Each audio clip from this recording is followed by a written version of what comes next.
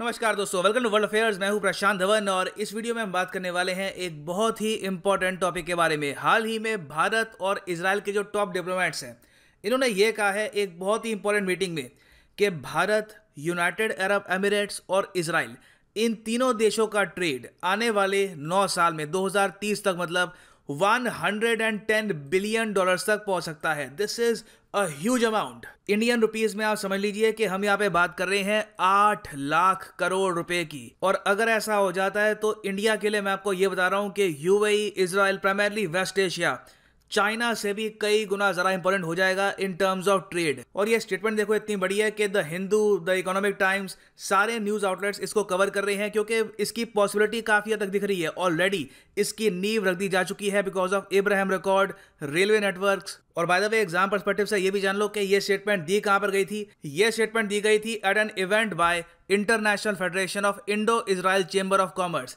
ये एक basically group है जो बात करता है कि इंडिया इजराइल का जो ट्रेड है ये कैसे बढ़ा सकते हैं भविष्य में। नाउ यहाँ पे आप पूछेंगे अच्छा तो बस ट्रेड ही इंक्रीज होगा, कुछ यहाँ पे पैक्ट की बात हो सकती है, ट्रीटी की बात। देखिए बिल्कुल ये काफी हद तक एक पॉसिबिलिटी है। जो इजराइल के ऑनवॉय हैं टू इंडिया, इन्होंने अक्टूबर 2020 में ये स्टेटमेंट दी थी कि बिल्कुल एक्सीलेंट पॉसिबिलिटी है कि बहुत ही जल्द आपको भारत, इजराइल और यूएई के बीच में एक ट्राइलैटरल वेस्ट एशिया में बनता हुआ दिखे।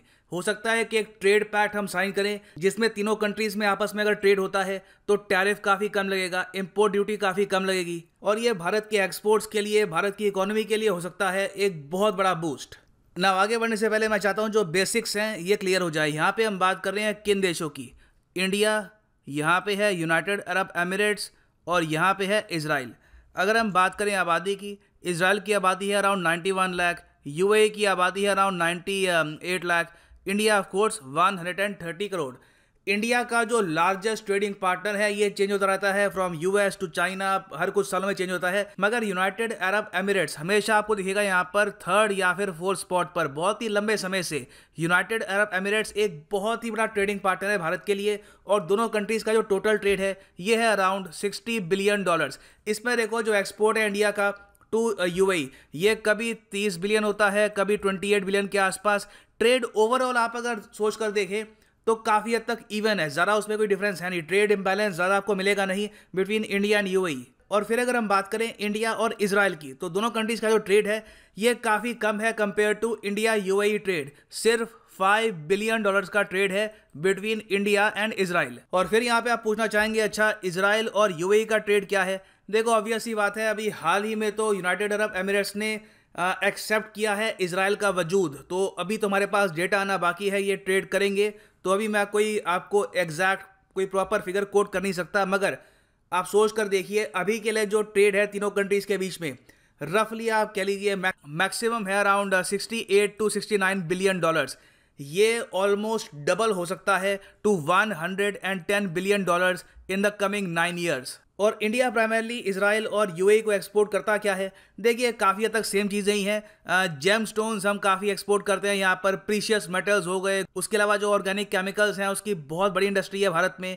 इलेक्ट्रॉनिक इक्विपमेंट इंडिया मैन्युफैक्चर कर रहा है। इन द फ्यूचर आप देखेंगे कि इलेक्ट्रॉनिक इक्विपमेंट हम और ज़्यादा एक्सपोर्ट करेंगे एज एप्पल और वेरियस और जो कंपनीज है सैमसंग, ये अपना जो मैन्युफैक्चरिंग बेस है ये इंडिया में एक्सपैंड कर रही है और जरा मैन्युफैक्चर कर रही है ये कंपनीज इन इंडिया। उसके अलावा of course medical equipment, plastics, vehicles, Mahindra की गाड़ियां होती हैं, टाटा की गाड़ियां, ये काफ़ी हम एक्सपोर्ट करते हैं।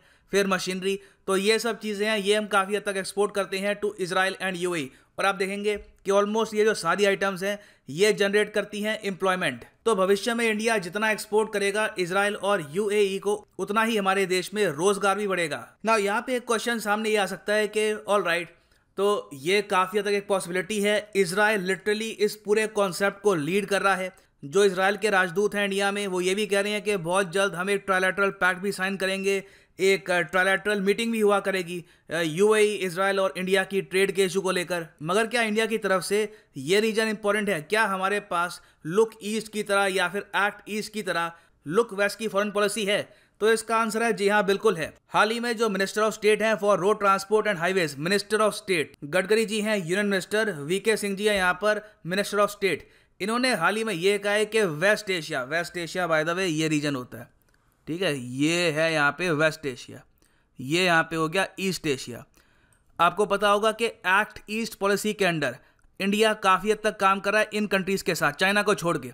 चाइना हमारा एक्ट ईस्ट में आता नहीं है, बाकी आसियान देश हैं, साउथ कोरिया है, जापान है, ये सब जो देश हैं इनके साथ हम कॉपरेशन बढ़ा रहे हैं। जो लुक वेस्ट एशिया पॉलिसी है ना, इस पर एक्चुअली हमने कभी प्रॉपरली काम किया नहीं। इवन दो स्टेटमेंट्स काफ़ी आई हैं कि वेस्ट एशिया हमारी जो फॉरेन पॉलिसी है उसका सेंट्रल पिलर है, ये बहुत इंपॉर्टेंट है, मगर देखो इंडिया ने कभी भी लुक वेस्ट एशिया पॉलिसी पर प्रॉपर कमिटमेंट के साथ काम नहीं किया।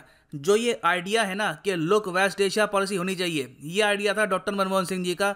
इन्होंने इसको शुरू किया था 2005 में, मगर ये एक डॉक्यूमेंट सा बन के रह गया था, ग्राउंड लेवल पर कभी कुछ काम इसका हुआ नहीं। फिर हमने देखा है कि 2014 में पीएम मोदी ने एक स्टेटमेंट दी थी कि अब टाइम आ चुका है कि इंडिया लिंक करे वेस्ट एशिया को इंडियन इकोनॉमी से, मगर यह भी काफ़ी हद तक एक स्टेटमेंट ही थी। इंडिया ने कभी भी बढ़ चढ़ के वेस्ट एशिया में ज़्यादा जो अपनी एंगेजमेंट है बढ़ाई नहीं, और इसका रीज़न भी है। रीज़न देखो यहाँ पर सिंपल है, वेस्ट एशिया में बहुत सारी राइवलरीज हैं, कंट्रीज़ हैं जो एक दूसरे के अगेंस्ट हैं। फॉर एग्जांपल सऊदी अरेबिया का इशू है ईरान के साथ, फिर इजराइल का इशू है बहुत सारी कंट्रीज़ के साथ। तो इंडिया ने कभी भी अगर ये सोचा कि ठीक है इजराइल के साथ ट्रेड बढ़ाते हैं, या फिर यहाँ पर एक ग्रुप बनाते हैं 3 कंट्रीज़ का, 4 कंट्रीज़ का, आपस में ट्रेड करेंगे, टैरिफ काफ़ी हद तक कम कर देंगे, ये कभी प्रॉपरली हो नहीं पाया। क्योंकि जब भी हम ये सोचते थे कि ठीक है इजराइल के साथ रिलेशंस इंप्रूव करते हैं, यहाँ पर ट्रेड और बढ़ाते हैं, हमें डर ये था कि यहाँ पर सऊदी अरेबिया, यूएई, बाकी जो यहाँ पर देश हैं ये नाराज ना हो जाएं, हमारे जो रिलेशंस हैं इन देशों के साथ ये खराब ना हो जाएं। तो इसलिए इंडिया ने कभी भी लुक वेस्ट एशिया की जो पॉलिसी है इसको प्रॉपरली यूज नहीं किया। मगर फिर आए डोनाल्ड ट्रंप। डोनाल्ड ट्रंप के अंडर जो एब्राहम अकॉर्ड साइन हुए हैं, जिसके अंडर काफ़ी हद तक पीस हो चुका है कई अरब कंट्रीज़ और इजराइल के बीच में, ये बहुत ही इंपॉर्टेंट है भारत के लिए। क्योंकि डोनाल्ड ट्रंप ने पहले ये इंश्योर किया कि यहाँ पर यूएई, उसके अलावा बहरीन और सूडान, कई जो यहाँ पर मुस्लिम मेजॉरिटी कंट्रीज़ हैं जो इजराइल को एक्सेप्ट तक नहीं करती थी, ये आज के समय इजराइल को एक्सेप्ट करें, इनके साथ ट्रेड करें, और इससे भारत के लिए खुल गई हैं बहुत सारी अपॉर्चुनिटीज़। सिंस आज के समय यूनाइटेड अरब एमिरेट्स और इजराइल आपस में व्यापार कर रहे हैं, ट्रेड कर रहे हैं, और इवन जो अबू धाबी का इन्वेस्टमेंट ऑफिस है ये भी हाल ही में खुल गया इजराइल में। तो इंडिया के पास पहली बार इतिहास में एक पॉसिबिलिटी है कि क्यों ना हम यहाँ पर यूएई का इस्तेमाल करके इजराइल के साथ ट्रेड काफ़ी हद तक बढ़ा दें। पहले तो ये डर था कि जो सऊदी अरेबिया है बुरा मान जाएगा, यूएई बुरा मान जाएगा, मगर अब ये देश खुद ही काफ़ी हद तक इजराइल की तरफ बढ़ रहे हैं ट्रेड के लिए। तो इंडिया के लिए ये किसी गोल्डन अपॉर्चुनिटी से कम है नहीं। अब यहाँ पे आप कह सकते हैं अच्छा यूनाइटेड अरब एमिरेट्स तो यहाँ पे हो गया, इजराइल है ऑल द वे यहाँ पर, फिर रास्ते में कई देश हैं जो आज भी इजराइल को एक्सेप्ट नहीं करते, तो इंडिया यूएई का यूज करके इजराइल के साथ ट्रेड कैसे बढ़ाएगा। देखो ये मैं आपको बता दूं कि जब से एब्राहम अकॉर्ड साइन हुए हैं, इजराइल के जो गुड्स हैं ये अब आराम से मूव कर सकते हैं through highways from Saudi Arabia to even UAE, Bahrain, बाकी जो कंट्रीज हैं यहाँ पर। हाँ, जो यहाँ के नागरिक हैं इनको यहाँ पर ट्रैवल करने में प्रॉब्लम आती है, मगर जब से एब्राहम अकॉर्ड डोनाल्ड ट्रंप ने साइन करवाए हैं तब से हमने ओवरऑल देखा है कि यहाँ पर ट्रेड करना काफ़ी हद तक आसान हो गया है। और अभी के लिए बातचीत ये चल रही है कि बहुत ही जल्द एक रेलवे नेटवर्क कंस्ट्रक्ट किया जाएगा बिटवीन इजराइल और यूनाइटेड अरब एमिरेट्स। यहाँ पे आप देखोगे एक्चुअली ये जो रेलवे नेटवर्क है ये जोड़ेगा इजराइल के हाइफा पोर्ट, यहाँ पे आप देखेंगे ये है इजराइल का हाइफा पोर्ट,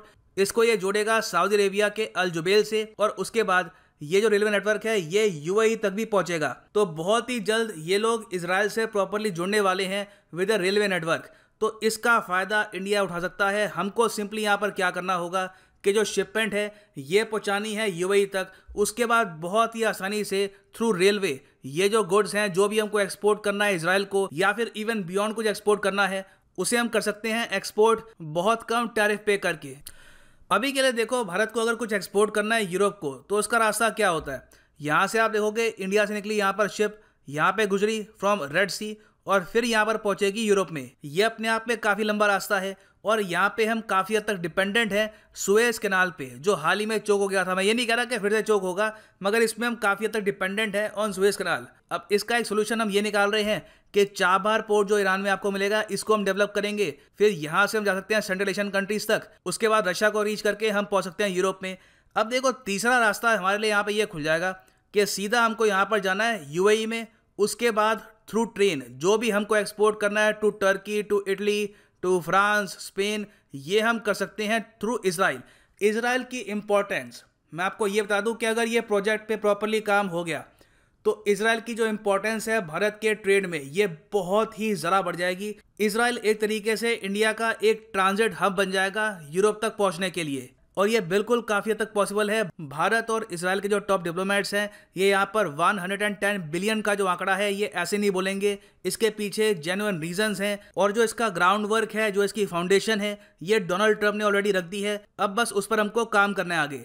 और फाइनली यहाँ पे मैं ये भी ऐड कर दूं कि आप किसी भी एग्जाम के लिए प्रिपेयर कर रहे हैं, चाहे UPSC, SSC, bank, CAT, any examination, आप प्रिपेयर कर सकते हैं इसके लिए विद अनअकैडमीज कोर्सेज। सिंपली जाओ unacademy.com पे या फिर अनअकैडमी की ऐप पर क्लिक करो। यहाँ पर अपने एग्जाम पे आपसे लैंग्वेज पूछेंगे, हिंदी, इंग्लिश, या फिर आपको अगर मिक्स चाहिए हिंदी इंग्लिश का, ये भी आप चूज कर सकते हैं और आप परचेज कर सकते हैं अनअकैडमी के यूपीएससी कोर्सेज। मगर जो प्राइस यहाँ पर लिखा है ये पे मत कर देना, यूज करो यहाँ पर कोड PD10 और आपको मिलेगा सीधा 10% discount on all the courses. चाहे एग्जाम IIT का हो, कैट हो, any examination, use the code PD10 and you will get discounted price. तो इसी नोट के साथ वीडियो करते हैं खत्म। Thank you for listening and as always God bless you all.